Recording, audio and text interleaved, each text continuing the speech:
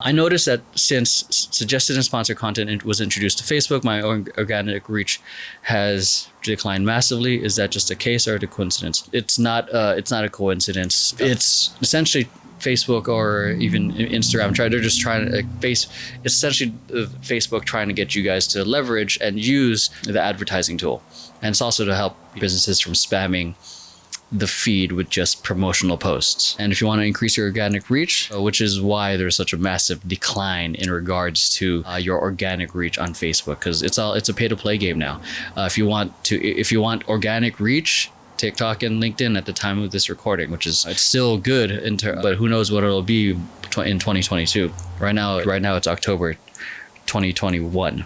It is. It's the case. The internet is for making money. with the introduction now to the metaverse, what I think Mark Zuckerberg is trying to do is to monetize human behavior. So I believe, that's what I think. It started with paid ads, suggested and sponsored content and all that. Yes. So it is a lot harder to have a piece of content get a huge organic reach. It'll always have to be some sort of paid ad, or the good old boost button. It still helps. It's not as efficient, but it helps.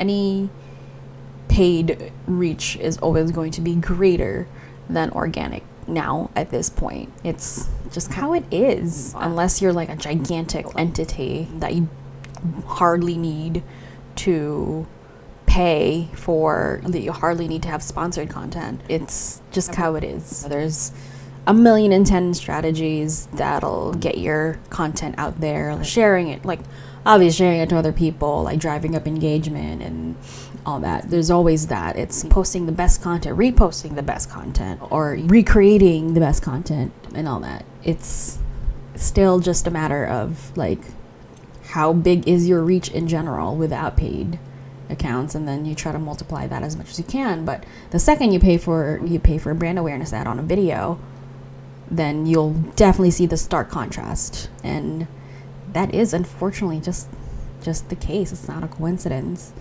It might have started as a coincidence that people exploited, but now it's the case. Yeah, especially if you joined the game too late, just recently, then yeah, it's gonna be hard to get yourself out there without paying for your content to get more reach, without essentially paying for more eyes on it. My suggestion, I didn't ask for a suggestion or anything, but my suggestion, try it. Try paying for one. Pick out your best thing. Pick out your best video or photo or whatever. Pick out your best performing piece of content. Throw in $25 if you have it on a brand awareness ad on it. See what happens. Then, yeah, I guess sometimes it just takes the one ad or whatever, the one sponsored content to get you out there and more people to follow you and more people to actually tune into your stuff. But yeah, organic growth is going to be really hard. It's going to get harder from now on, especially if you're not throwing money at Facebook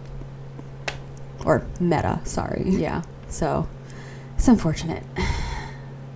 Last question of this 4-part question is, if I want to make a webinar event, but I also have a tool for registration page creation, should I share the posts with the links, or should I also create a happening event on social media? I would just do one place to capture all the emails or registrations. If it's multiple places to register, I think it just gets a little trickier, especially if you're just a one-man army or one-person army. It gets trickier. Now you have to pay attention to this registration and this. If you have people managing the different things, I think that would help. But for simplicity, one page, one landing page, one method of signing up.